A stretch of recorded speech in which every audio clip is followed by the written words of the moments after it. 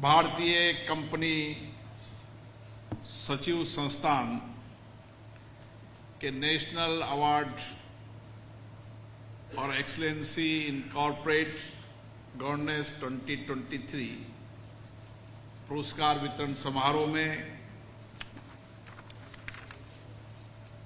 ICSI संस्थान के अध्यक्ष Manish Gupta ji, vice president B Narasimhan जी, सचिव आशीष मोहन जी, काउंसिल सदस्य धनंजय शुक्ला जी और भारतीय कंपनी सचिव संस्थान में सभी कॉर्पोरेट जगत के सभी साथीगण, आईसीआई के सभी सदस्यगण, गवर्नर काउंसिल के सदस्यगण, मैं आप सबको नववर्ष की बहुत बहुत शुभकामनाएं देता हूं, बधाई देता हूं। नववर्ष आपके प्रयासों से, आपके सहयोग से, आपके मार्गदर्शन से हम विकसित भारत के लक्ष्यों को प्राप्त करने में आगे बढ़ें और हमारा आर्थिक तंत्र मजबूत हो, पारदर्शितापूर्ण हो, जवाबदेही हो और जो आपकी महत्वपूर्ण जिम्मेदारी है कॉर्पोरेट गवर्नेंस की, उस जिम्मेदारी को आप ठीक से निभा पाए। महानुभावों, कॉर्पोरेट गवर्नेंस की उत्कृष्टता में आपका बहुत बड़ा योगदान है और आपने अपने कार्यों से, अपनी पारदर्शी तरीका से, आर्थिक शुचिता से, उच्च मापदंडों से भारत की कंपनियों के अंदर पारदर्शिता है ताकि देश के आम उपभोक्ता, शेयर होल्डर, हितधारक सभी लोगों को इस पारदर्शिता का लाभ मिले। निश्चित रूप से आईसीआईसीआई के इस राष्ट्रीय पुरस्कार में जिन कॉर्पोरेट जगत में पारदर्शिता लाने के लिए, नैतिक आचरण के मापदंड सुनिश्चित करने के लिए आपने जो महत्वपूर्ण कार्य किया है, उसके लिए मैं पुरस्कार प्राप्त करने वाले सभी पदाधिकारियों को, संस्थान के सभी सदस्यों को बधाई देता हूं, शुभकामनाएं देता हूं। आईसीएस परिवार बहुत बड़ा परिवार है जिसमें 70,000 से ज्यादा इसमें प्रैक्टिस करने वाले संस्थान के सदस्य हैं, 2.5 लाख से ज्यादा विद्यार्थी हैं और विशेष रूप से भारत के कंपनी संस्थान में काम करने वाले लोग दुनिया के अंदर भी, अलग अलग देशों के अंदर कॉर्पोरेट जगत में पारदर्शिता आए, जवाबदेही आए, शुचिता आए, इसके लिए दुनिया के कई देशों के अंदर भी काम कर रहे हैं और इसलिए ये परिवार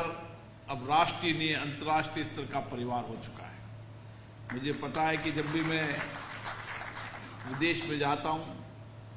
तो हमारे चाहे सीईओ हो, चाहे कंपनी सेक्रेटरी हो,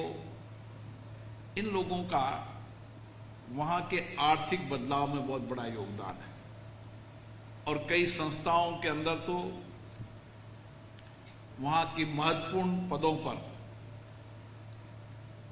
उस कंपनी को संचालित करने में उनका योगदान है और उनके प्रयासों से कंपनी में आर्थिक शुचिता तो आई है, पारदर्शिता भी आई है,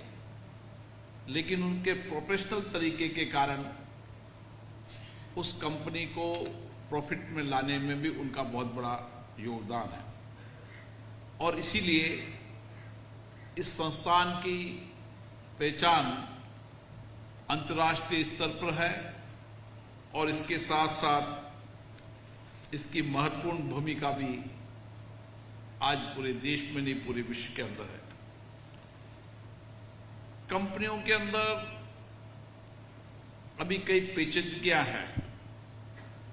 कानूनों में परिवर्तन होता रहता है, रूल्स में परिवर्तन होता रहता है। समय समय पर मैं अभी मनीष जी से कह रहा था, जब कानून में परिवर्तन हो तो हमारे संस्थान का ये कंट्रीब्यूशन होना चाहिए कि लोकतांत्रिक संस्थाओं में चुने हुए जनप्रतिनिधि को हम समय पर होने वाले मार्गदर्शन के अंदर सहयोग की भूमिका निभाएं। हर एक्ट में जो परिवर्तन होता है या नया एक्ट लाते हैं, नया कानून लाते हैं, उस समय जनप्रतिनिधि हर क्षेत्र में एक्सपर्ट नहीं होते। उस समय आप जैसे एक्सपर्ट लोगों की आवश्यकता है। अगर आप एक्सपर्ट लोग जनप्रतिनिधियों को सहयोग करो, उनकी कैपेसिटी बिल्डिंग करने में सहयोग करें और किस कानून के अंदर क्या पक्ष है, क्या उसका लंबे समय देश को, कंपनियों को सुचिता लाने में लाभ होगा और भारत के आर्थिक तंत्र को भी मजबूत कर पाएंगे, तो उस एक्ट के अंदर, उस कानून बनते समय अगर संसद और विधानसभाओं में तर्क के साथ डिबेट होगी, चर्चा होगी, तो बेहतर परिणाम आएंगे। कई बार सरकार कानून लाती है, कानून नौकरशाहों के द्वारा तैयार किया जाता है, लेकिन लेजिस्लेटिव ड्राफ्टिंग करते समय जो ब्यूरोक्रेटिक सिस्टम के लोग हैं वो बहुत अनुभवी नहीं होते और लेजिस्लेटिव ड्राफ्टिंग के समय अगर एक कमी रह जाती है तो उसका बहुत लंबे समय तक प्रभाव पड़ता है। और इसीलिए मैं संसद में देखता हूं कि जब चर्चा हो तो विशेष रूप से जनप्रतिनिधि उस एक्ट को, उस कानून के अंदर जो कुछ भी धाराएं लाई जा रही है या बदलाव किया जा रहा है, हर सरकार की मंशा रहती है कि कानून पारदर्शितापूर्ण हो, कानून जवाबदेही हो, कानून के माध्यम से आर्थिक सुचिता आए, हितधारकों का हित संरक्षण रहे और आर्थिक तंत्र भी हमारा तेजी से बढ़े। सरकार का यह प्रयास रहता है कि हम आर्थिक तंत्र को कैसे मजबूत और सुव्यवस्थित कर सकते हैं, कानून के दायरे में लाते हुए हम किस तरीके से हमारी आर्थिक गतिविधियों को, जो बढ़ती अर्थव्यवस्था को और तेजी से ला सके, ताकि अंतर्राष्ट्रीय स्तर पर भारत की प्रतिष्ठा बनी रहे और भारत की कंपनियों की प्रतिष्ठा बनी रहे। और इसलिए जब भारत की कंपनियों की प्रतिष्ठा बनी रहेगी, उसमें पारदर्शिता होगी, जवाबदेही होगी, सुचिता होगी, हितधारकों का अधिकार संरक्षण होगा, तो जितनी भी मल्टीनेशनल कंपनियां हैं उसमें अन्य देशों के लोग भी आर्थिक रूप से उसमें अपना हिस्सेदारी लेने का काम करेंगे, ताकि उनको पता होगा कि जो कंपनियों में मैं निवेश कर रहा हूं, मेरा निवेश, मेरा धन सुरक्षित है और ये कंपनी की आर्थिक स्थिति जैसी बताई जा रही है वैसी आर्थिक स्थिति है। इसलिए कानून बनते समय आपके संस्थान को विशेष रूप से, जब भी कानून बने और कानून बनते समय जब प्रचलित कानून को, जब आजकल तो कंप्यूटर आईटी का जमाना है, टेक्नोलॉजी का जमाना है, तो कानून की ड्राफ्टिंग को सबसे पहले जनता में प्रचलित करने के लिए डाला जाता है। उस समय हमारा प्रयास होना चाहिए कि उसमें हम सकारात्मक सहयोग दें, सकारात्मक मार्गदर्शन करें, ताकि बेहतरीन कानून बन सके। मैं कई बार देखता हूं कि कानून बनने के बाद कुछ दिनों बाद उसमें वापस संशोधन लाना पड़ता है, और इसलिए कोई कानून बनाते समय जितनी डिबेट होगी, चर्चा होगी, उतना ही बेहतरीन कानून बनेगा। इसलिए हमारे लोकतंत्र में मेरा मानना है कि हर कानून बनाते समय व्यापक चर्चा होनी चाहिए, संवाद होनी चाहिए, डिबेट होनी चाहिए और विशेष रूप से जो हमारे माननीय सदस्य हैं वो कानून को समझकर तर्क संगत तरीके से डिबेट चर्चा करें। इसके लिए आपके सहयोग की मैं मानता हूं आवश्यकता है। आज दुनिया के अंदर भारत तेजी से बढ़ती अर्थव्यवस्था है और लोगों का विश्वास देश के अंदर इस बढ़ती व्यवस्था में और विश्वास जमा है। दुनिया की बड़ी बड़ी कंपनियां भारत में निवेश करना चाहती हैं और उस समय आपकी बहुत बड़ी जिम्मेदारी बन जाती है कि हम कंपनी सेक्रेटरी के नाते उसको सही कानूनी सलाह दें, उचित मार्गदर्शन करें और कंपनी के अंदर पारदर्शिता लाने में हमारे प्रयास विशेष रूप से होते हैं और इसीलिए टैक्सेशन प्रोसेस से लेकर तमाम चीजों के अंदर जो कुछ भी परिवर्तन हो रहा है उस परिवर्तन में आपके सहयोग की विशेष रूप से मैं आवश्यकता मानता हूं और इसीलिए आज के इस बदलते परिप्रेक्ष्य के अंदर मैं देख रहा हूं कि इंफॉर्मेशन टेक्नोलॉजी का बहुत उपयोग हो रहा है। इसके दोनों तर्क होते हैं कि चाहे प्रौद्योगिकी का उपयोग हो, आर्टिफिशियल इंटेलिजेंस का उपयोग हो, लेकिन उसमें उपयोग करते समय मानव